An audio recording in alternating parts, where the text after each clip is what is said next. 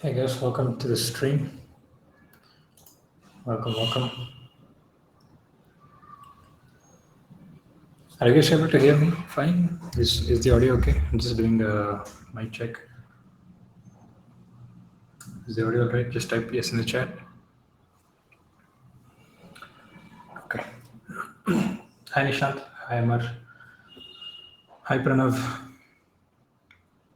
How are you guys doing? Thank you guys for tuning in. Thank you. And I'll just probably give another minute to folks who are still trying to tune in. But yeah, welcome to the stream.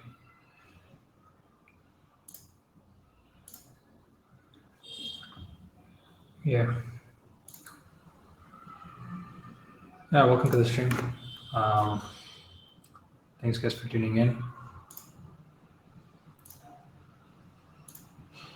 And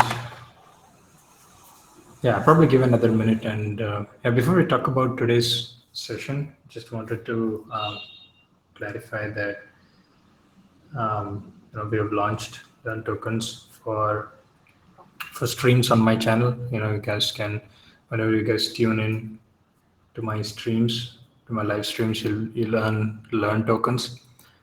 And we'll talk about learn tokens later on if in future sessions. But yeah, I just wanted to talk about crypto in general. There are a lot of new folks coming into this channel, just to give them a basic idea on how you can get started in crypto and how you can get started using cryptocurrencies, and get yourself involved in the whole Web3 world, right? So this channel is mainly focusing, and it revolves around talking about things in Web3 and crypto. So Himanshu says hi, Himanshu. Hi, Ria. What did I miss? No, you did not miss anything. We just got started, so just waiting for folks who are tuning in.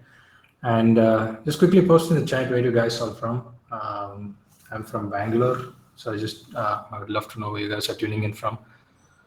And meanwhile, other folks are getting joining. Right? So we start right on time this time. So every time we used to start at 4:30, and wait a couple of minutes, probably like 5 minutes for folks to tune in. But I see we have quite a good number of people already. But yeah, Amar is from Delhi. Ivan from Bangalore. Yeah, I'm from Bangalore too. Himanshu is from Chhattisgarh. Riya is from Gurgaon. Yeah, good to know. Thank you guys you know uh, for letting me know.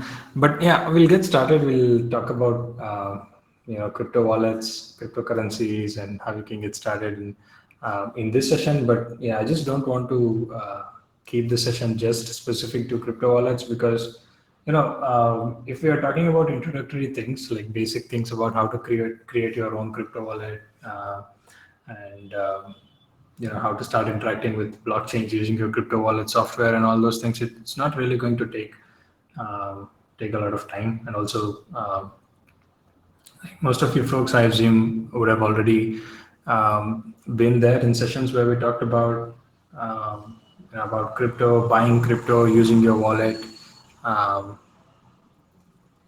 custodial wallets, non-custodial wallets, and things of that sort.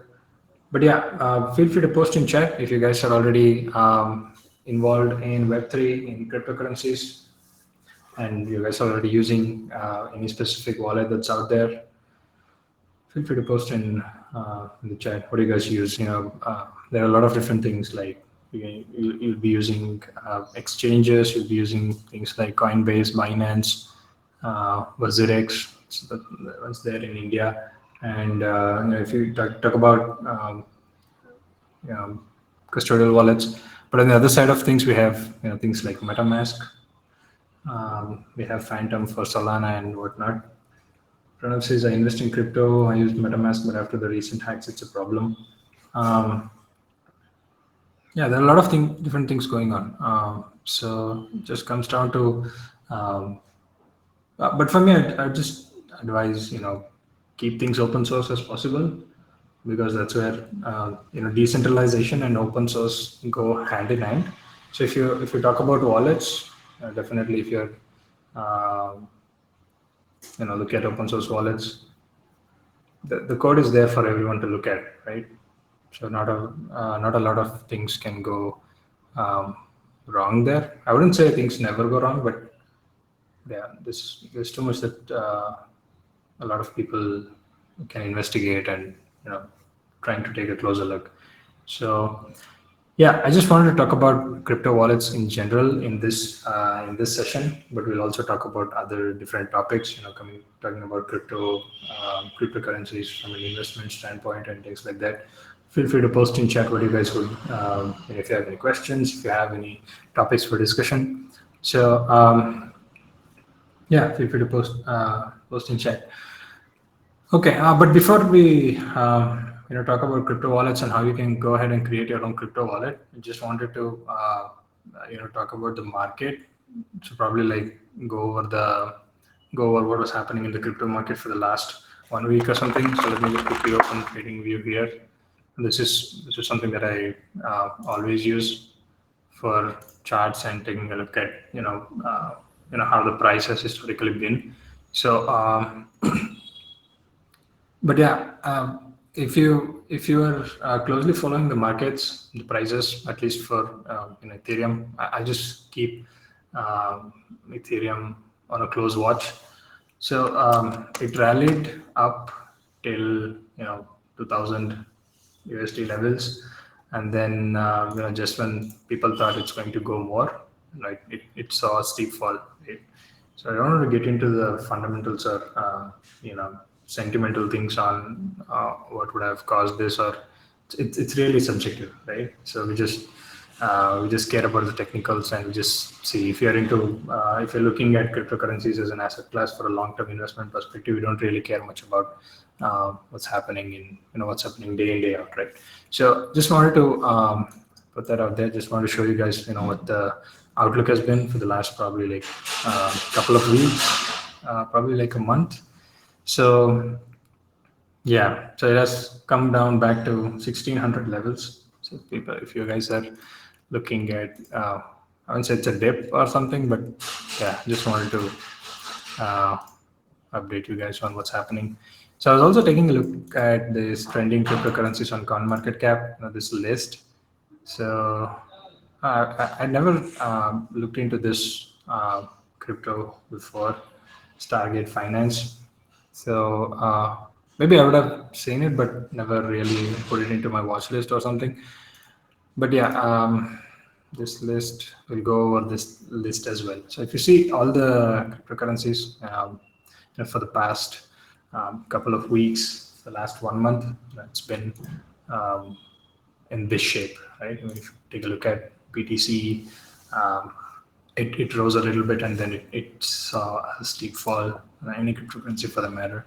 So a lot of cryptocurrencies are tied together in terms of how they are correlated and how the prices move.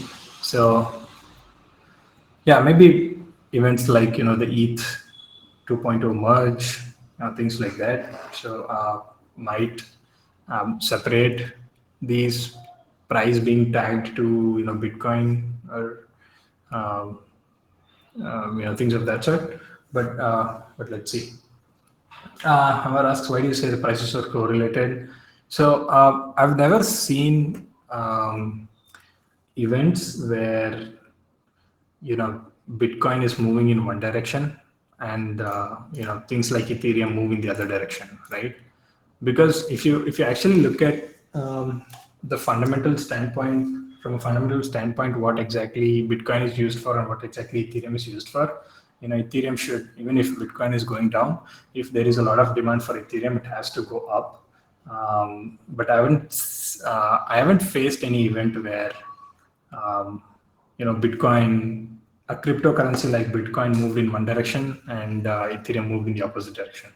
At least on a fundamental basis, they both differ from their use cases, and they both differ from a lot of different factors.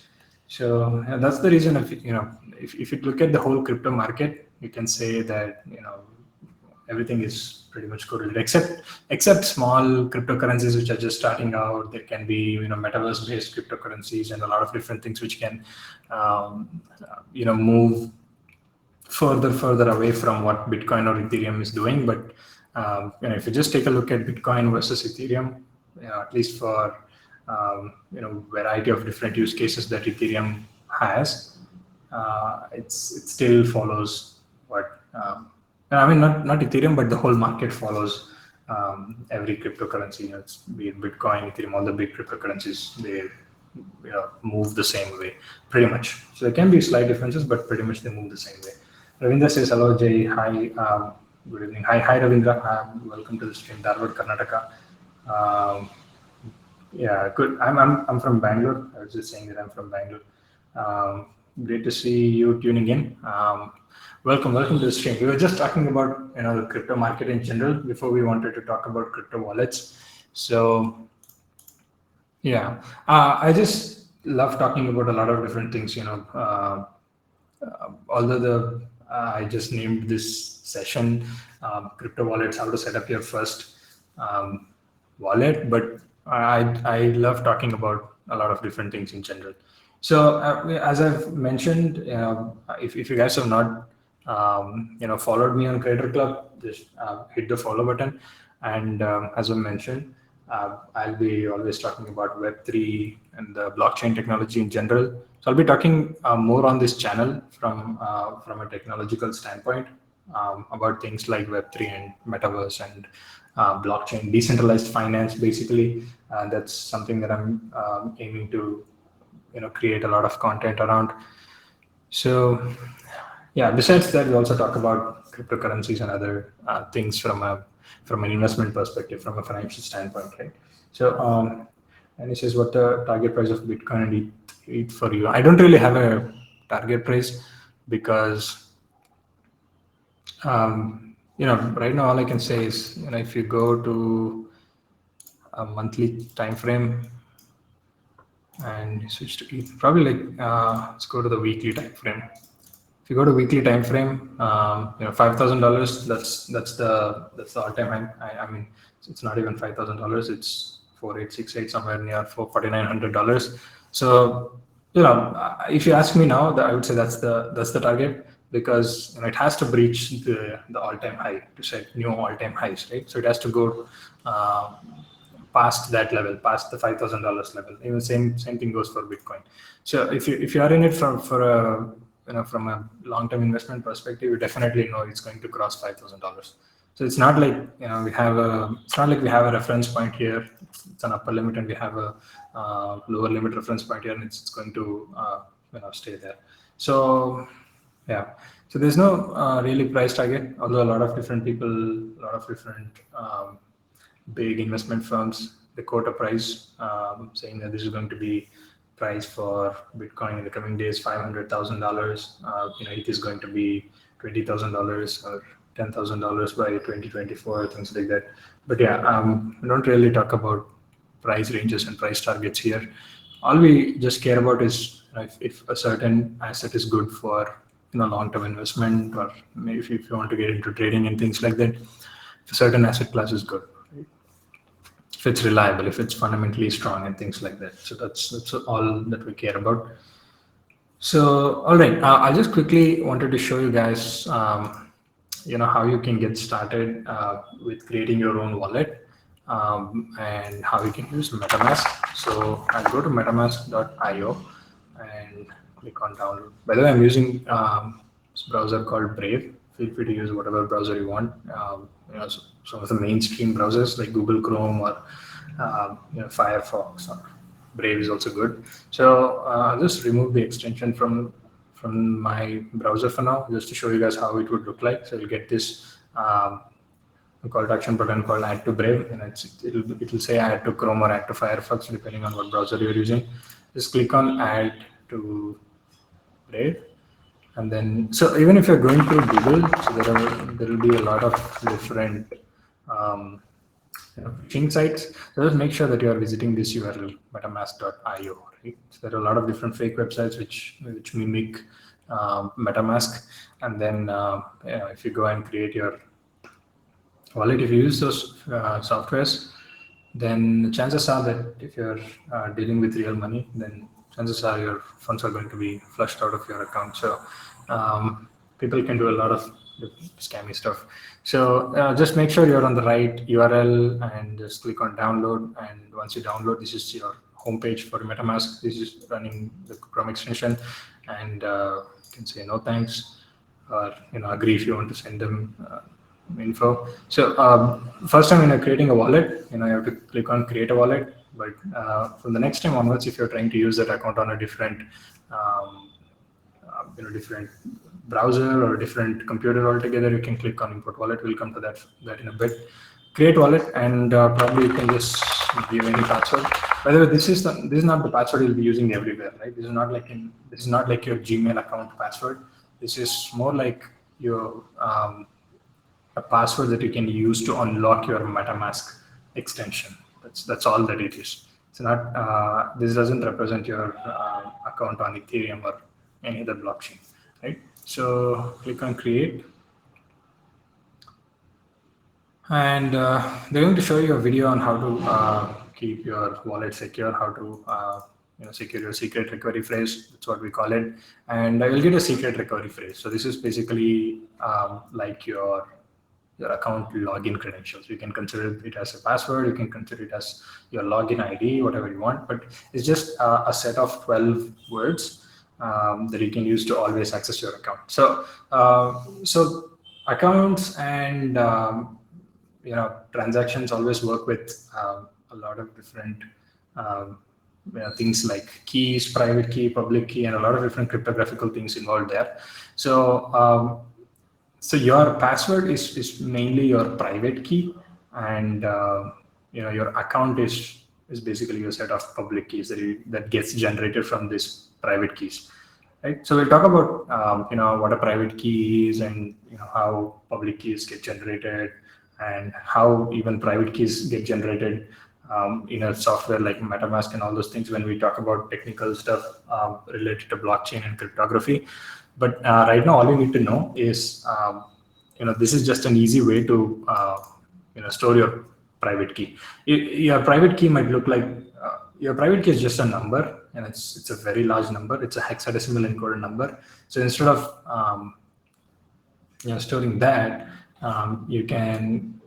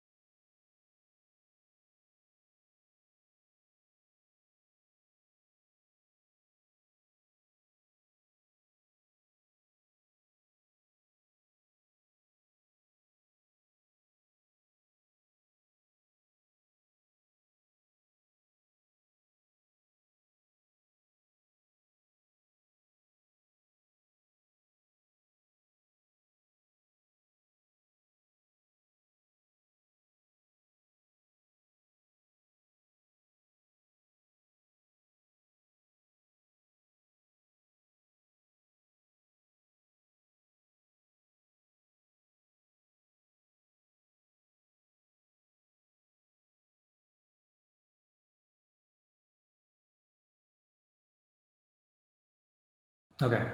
Am I back? Are you guys able to see my screen? See my face cam? Are you guys able to see my face cam?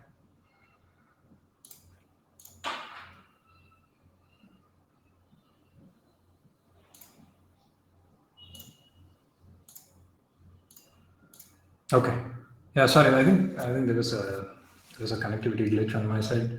Not really sure how I dropped um, for a second there.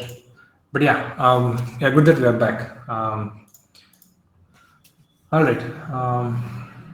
Okay, I was just talking about the secret recovery phrase. So yeah, let me just continue from there. So if you guys don't know what's a private key or what's a public key, just don't worry about the technicals yet, because all you need to have in order to use your account or have an account on the blockchain is this 12-word secret recovery phrase. So it's not always 12 words. It can be different in number for different wallet softwares. For example, MetaMask is a wallet software that just gives you 12 words, right? So it can be, for example, there's another wallet called Yoroi for accessing the card on a blockchain. It gives you possibly 24 to 25 mnemonic word secret recovery phrase. So things might vary. So just for MetaMask, so MetaMask is one of the widely used cryptocurrency wallets to access the Ethereum and Ethereum based blockchains, right? It can connect to a lot of different blockchains. It can connect to Ethereum. It can connect to the Polygon network, which is again a side chain for Ethereum. So we'll talk about the technicals later on. But all you need to know is once you get to the secret recovery phase, you need to store this secret recovery phrase. So later on, let's say you uninstalled your computer crashed. You try to you got a new computer. So if you want to get access to the same account, you need to punch in this secret recovery phrase again. So this is really crucial because if you lose the secret recovery phrase, all the funds that you owned as part of that account will be gone. So you won't be able to access that again, right? So there's nothing like there is no forgot password or there's no reset option like how you see on centralized services like for example Gmail. You lose your password, you can always click on forgot your password. You prove that you prove a certain set of things, and you get your account back. So there's no customer support in the decentralized blockchain world. So this is something that's generated locally. When I say that, it means that MetaMask doesn't store it on their servers or something, right? So it's just generated locally, and only you have access to this. So yeah, so it's really important to keep this secret recovery phrase safe. So what people do is people usually get this secret recovery phrase engraved on metallic plates and things of that sort. They just write it in paper and put it in a safe box in a bank locker. You can do all kinds of creative things where you can be sure that nobody can steal it, nobody can get access to it. But yeah, if someone has access to this, they can have access to everything that you have stored as part of that account, all the assets, all the cryptocurrencies, all the tokens, all the digital assets, be it NFTs or anything for that matter. So yeah, make sure you keep this safe and you click on next and go back. Sorry, I just did not copy this properly. Copy this. So to make sure that I've copied this, MetaMask is going to ask you to enter your secret recovery phrase back, right? So let me just quickly enter that. It's friend item crucial, friends item crucial, century, price winner to body,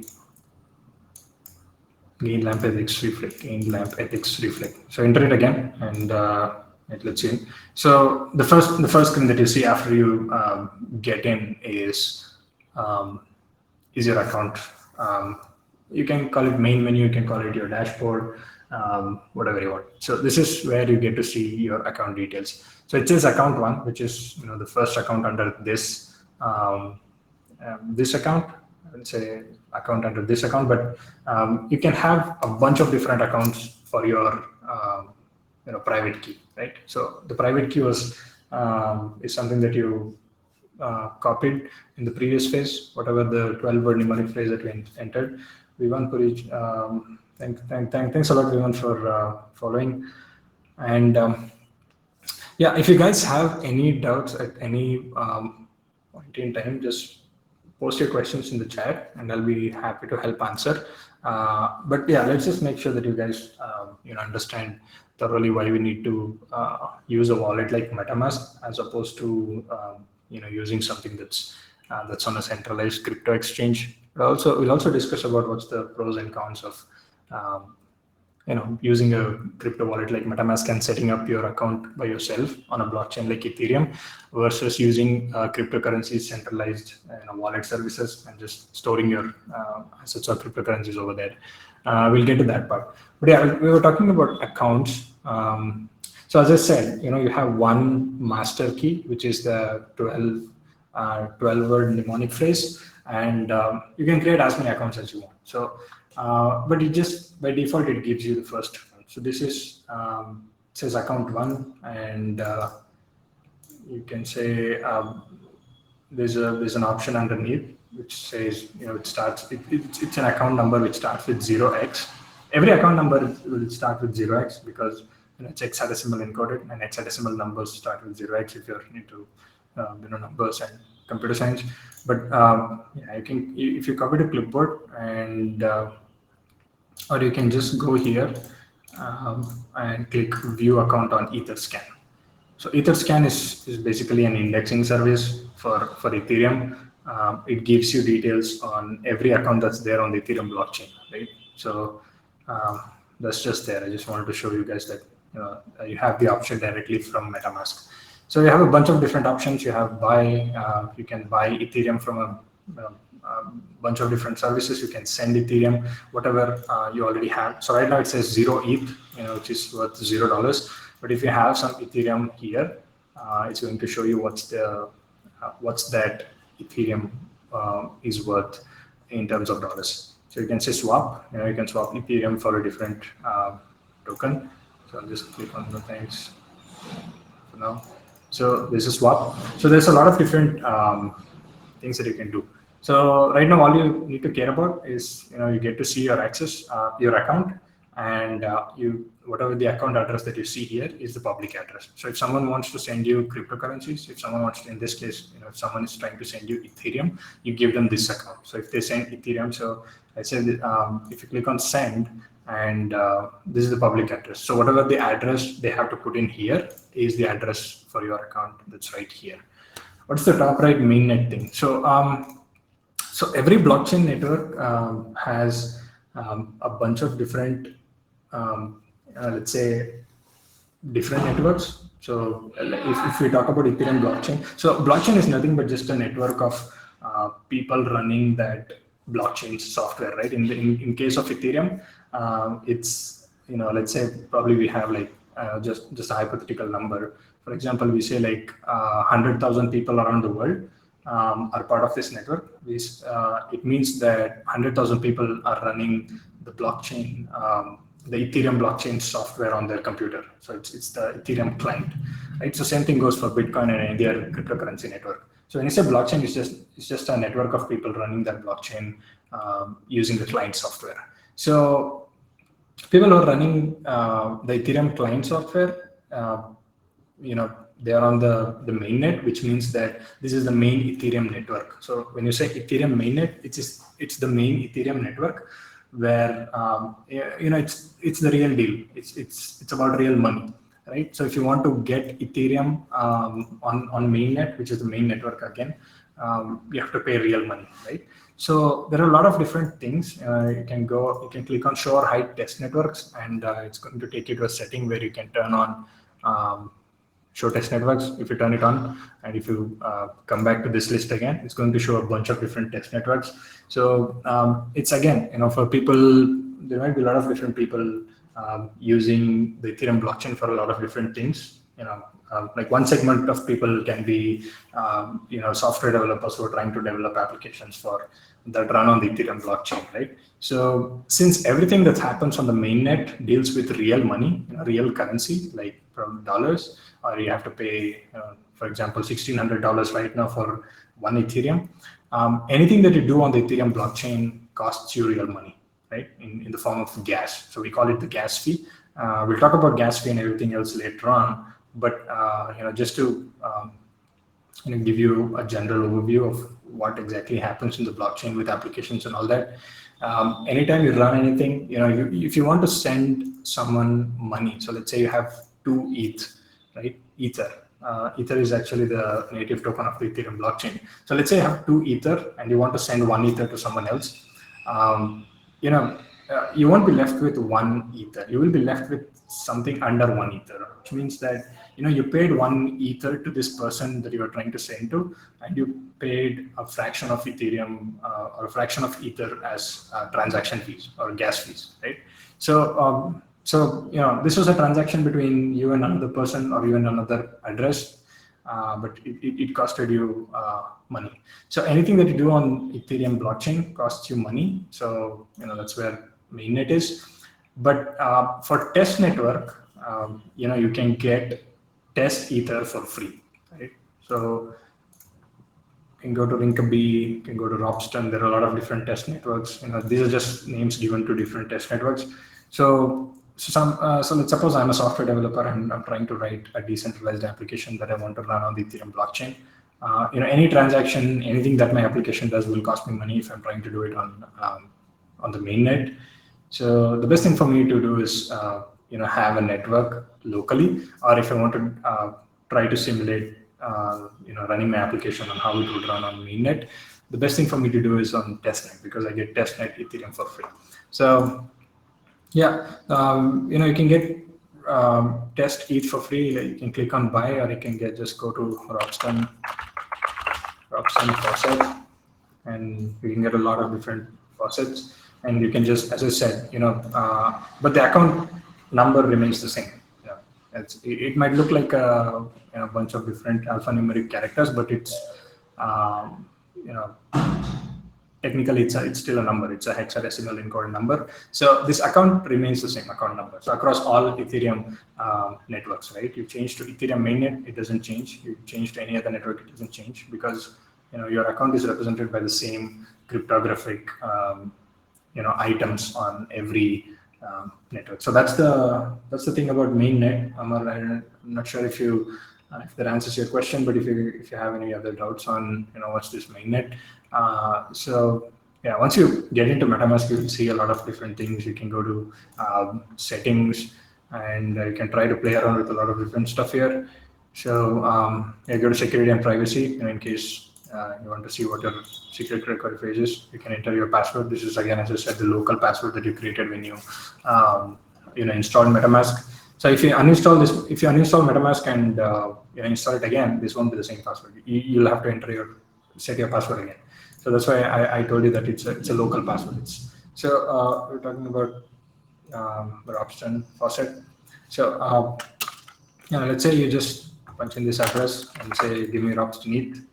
So it has successfully queued 10 to this address, right? So it's going to give you Robston ETH, which is not the native, which is not the main Ether cryptocurrency, right? So if you were on Ethereum mainnet, to get Ether, you have to pay money. Probably go to any of the service and buy Ethereum with your bank account, with your credit card or whatever. But yeah, on testnet. So this is the thing about testnets. So you get testnet Ether for free from a lot of different pools, from a lot of different faucets. We call them faucets that can give you. Probably I should see 10 Ether coming to my account on Robston, right? So it's going to take some time. So that's about that. But let's see, how you can use your account that you have created. But yeah, unfortunately, there's no logout or anything on MetaMask. You have to uninstall this extension. You go to extensions and you click remove from Brave, remove. And once you did that, let's say you're trying to install it fresh, or trying to install this again on a different computer. But this time, let's say you had some Ether or some amount of cryptocurrencies in your account, and you want to get access to the same account back, right? So remember the secret recovery phrase that we talked about initially. So that's going to be your key to accessing the same account again. I installed it fresh, and this time, instead of create a wallet, I'm not creating a new account on the Ethereum blockchain. I'm trying to access the account that I've already created, right? You click on import wallet, and you can say a lot of different options here. A 12-word phrase, 15-word phrase. Like I said, there are a lot of different crypto wallet softwares that generate secret recovery phrases in in a wide variety of ways, right? So we have a 12-word recovery phrase, which is again generated by MetaMask. So I'll just quickly copy this. So you can just copy and paste your whole secret recovery phrase right in the first box, and it's going to just divide it towards all the other boxes. If you want to see, this is again the same thing that we copied, and I'm using the same set of words. So again, you have to set a new password this time.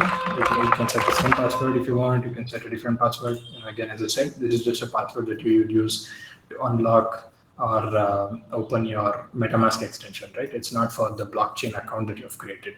So the password to the blockchain account, you can consider that as the the secret recovery phrase. That's your key to accessing your account on the blockchain. So that's what it means to say that that's what a crypto wallet does. So it doesn't hold cryptocurrencies necessarily. It doesn't mean it's not like your Paytm wallet or a PhonePe wallet, which holds money. It's just it's a software that lets you access the blockchain, right? So if you are logged in with the right private key, if you are using the right private key to sign transactions, it lets you, the blockchain lets you access those funds, or else you don't have permission to access this fund, right? So that's how crypto wallet softwares work. So don't think of it like a Paytm wallet or a PhonePe wallet that holds cryptocurrencies. It's more like a software that lets you access or interact with the blockchain, right?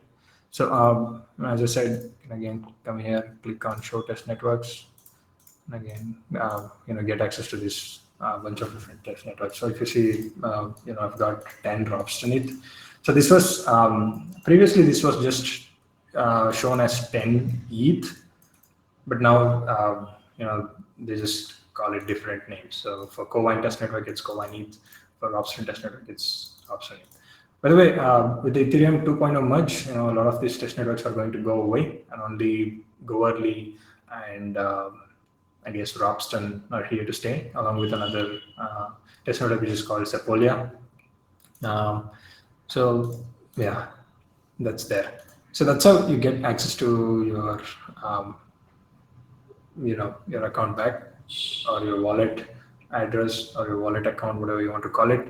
So yeah, again, you can say Robston Etherscan. So we talked about Etherscan. Etherscan.io is again an amazing tool where if you want to look at what's going on the Ethereum blockchain, you can come here. You can do a bunch of different things. And you can do whatever you want. You can see what's going on. You can see what's the price of Ethereum, how many transactions, what's the throughput, and what's the transaction history has been in the last week or 14 days, things like that. You can see a lot of different things. What's the transaction book like, right? So you can again go to robston.etherscan.io, which is again Etherscan for the Robston test network, and you can just punch in the same address, and if you click on search, it's going to show you the balance in Ether. So again, for this, on the main etherscan.io, you would have 0 Ether because you haven't bought or you haven't purchased anything. So, but on the Robston network, you have 10 Ether. So right now, so if you're trying to develop applications, if you're trying to just send someone else Ether, it's going to cost you fees, right? Anything that you do on the Ethereum blockchain will cost you fees, and this is what it is. Ether is what it is. So yeah, I hope you guys got some good amount of information on how to use MetaMask. But let me just quickly show you another thing. So if you want to, you can use MetaMask not only for sending to other people, sending crypto to other people, or probably just buying and storing crypto. So MetaMask is a wallet that's extensively used in a lot of different decentralized applications as well. So I say decentralized applications, these are the applications that talk to the blockchain, and they are based on blockchain ecosystems, right? So there are a lot of different, so let's say, I'll just take you to Uniswap. Uniswap is again a decentralized exchange. There are two different kinds of exchange. We'll also talk about them some other time. But yeah, Uniswap is again a decentralized exchange where you can buy different stuff. You can exchange your Ethereum for something else. If you have USD Tether cryptocurrencies, you can exchange it for something else that you want. So in this case, it's a decentralized exchange. It doesn't belong to a company which maintains the order book, right? So for example, Binance is a cryptocurrency exchange, but it's centralized. The order book is maintained by Binance, right? So they match you with, if you're trying to buy, let's say Ethereum, or let's say you're trying to buy Bitcoin, they match you with someone else who's willing to sell that amount of Bitcoin to you, right? So the order book, it goes through the order book. So it's a centralized exchange. So Uniswap is a decentralized exchange. You can just go there and you can just click on Connect Wallet, and since you're using MetaMask Wallet, I'll just click on MetaMask Wallet, and it's MetaMask is going to show you the notification for signing your or agreeing to connect your MetaMask wallet. Not really sure if you guys are able to see this MetaMask notification here, but for some streaming apps don't really pick that up.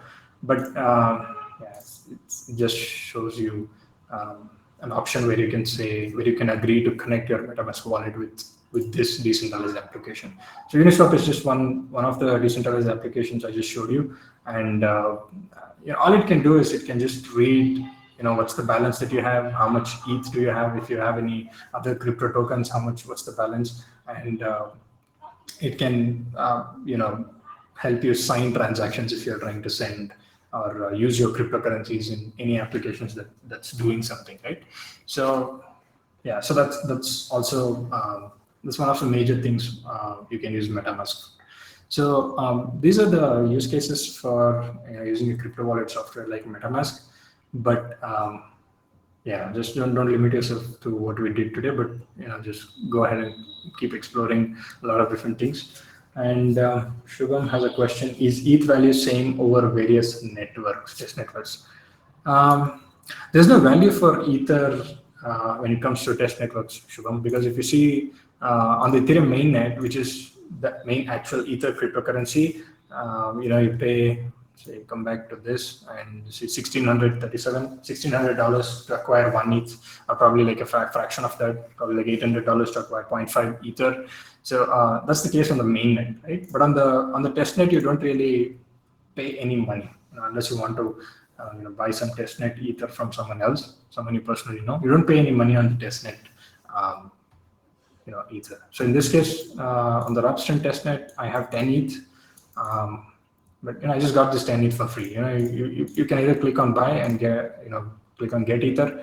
It's going to take you the faucet that's maintained by MetaMask.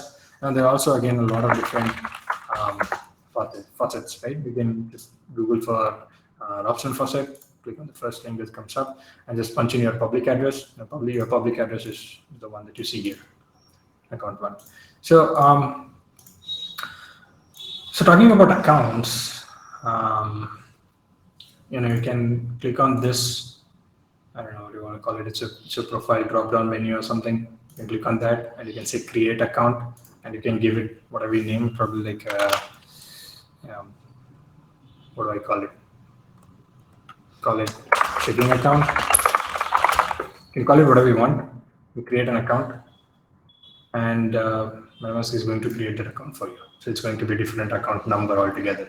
So in this case, you can use all different kinds of accounts. If someone is trying to send you Ether to this account, every time you install MetaMask, this is all fixed hierarchy of accounts, right? Every time in any computer, on any browser, you install MetaMask and you try to create the second account, it's always going to be this number, right? Because that hierarchy exists because of cryptography and how public addresses are derived from your private public keys are derived from your private keys, right? So that's how the technology works.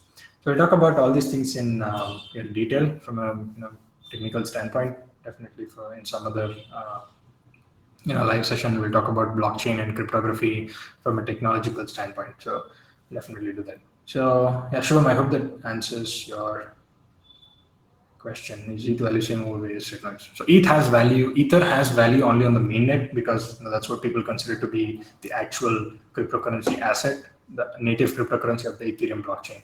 So there are a lot of different test networks, test chains where people can do a lot of different things. They can develop applications. They can do whatever they want. But yeah, hope you guys are clear on how you can start using MetaMask to create your own blockchain account. The only thing that I want to stress about is make sure you keep your secret recovery phrase safe somewhere. And yeah, so if you just observe the MetaMask Ether faucet, this faucet is again faucet has to be some other account that holds a lot of Ether, lot of testnet Ether to send it across to everyone who is requesting, right? So this is the faucet address, and then it says this is the balance, right? They have close to about 9 million, yeah, say 9 million Ether, something. Can it use specific to trading techniques? Yeah, we'll definitely talk about trading and investing in cryptocurrencies. I also want to start a series where we talk about trading and investing not only in cryptocurrencies but also in stocks. So I have planned an upcoming stream where we talk about stocks versus cryptocurrencies. But yeah, going forward, I'll definitely be making content around trading cryptocurrencies, trading derivatives, and what are the different strategies and techniques that I use, and things of that sort. But yeah, we'll definitely talk about that. So I just wanted to keep this session very low key, so just so that you guys can understand the very basics of how to get started. So yeah, as I said, I mentioned it in all my sessions. Make sure you can you bookmark this coinmarketcap.com. Keep a watch on some of your favorite cryptocurrencies. Also, feel free to comment out what your favorite cryptocurrencies are. And yeah, that's pretty much it that I had for this session. And if you guys have any questions or if you guys have any topics for discussion, we can talk about that. Yeah, I just wanted to show you guys how to use crypto wallet in this session. But yeah, as I said, what's on my mind for upcoming sessions is talking about blockchain and cryptocurrencies from a technological perspective.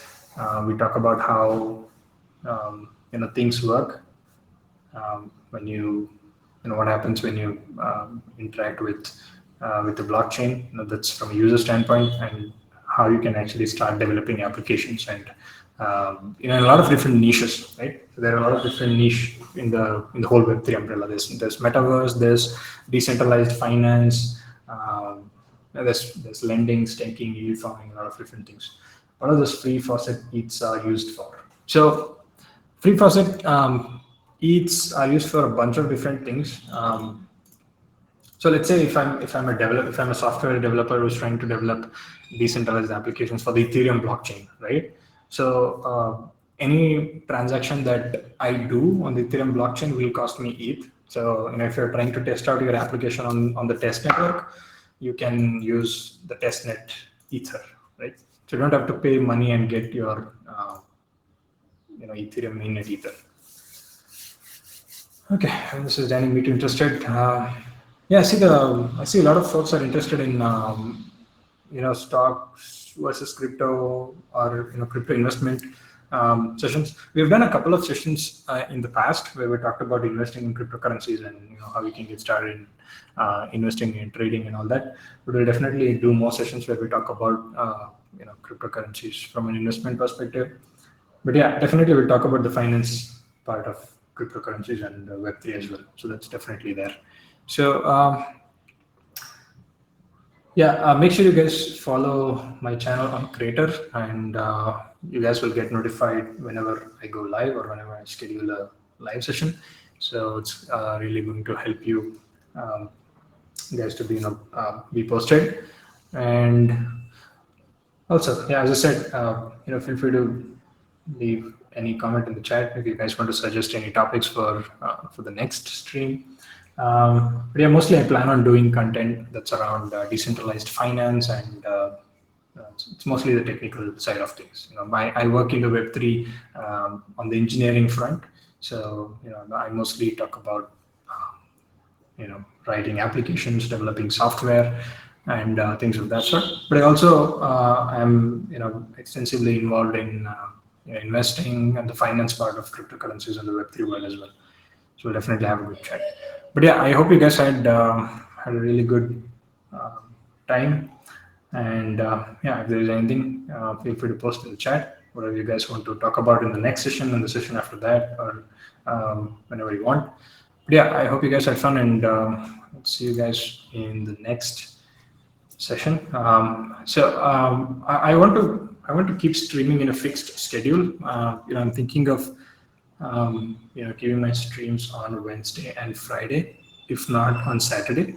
But yeah, let's just see how it goes, going forward. But yeah, every Wednesday there will be a stream, and on the weekends it's going to be either on the Friday or on Saturdays. So yeah, hope you guys can join the next session as well. Thank you guys for tuning in. Okay, will your past ones be available or can watch only live? You can definitely go to my profile page where you can see all the past streams that I've done, and we've talked about a lot of different interesting stuff. So yeah, you can definitely take a look at the past streams as well. Yeah, let me just quickly post the link so you can see. Okay.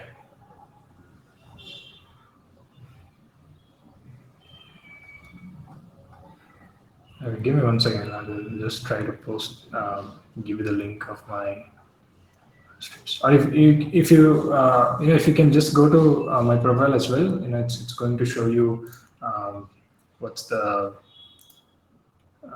what's my past streams list of streams look like.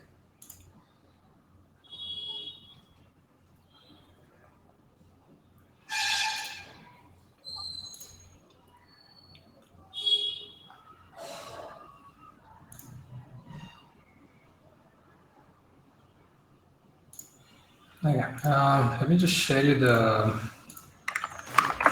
link to this, and it should definitely give you the list of.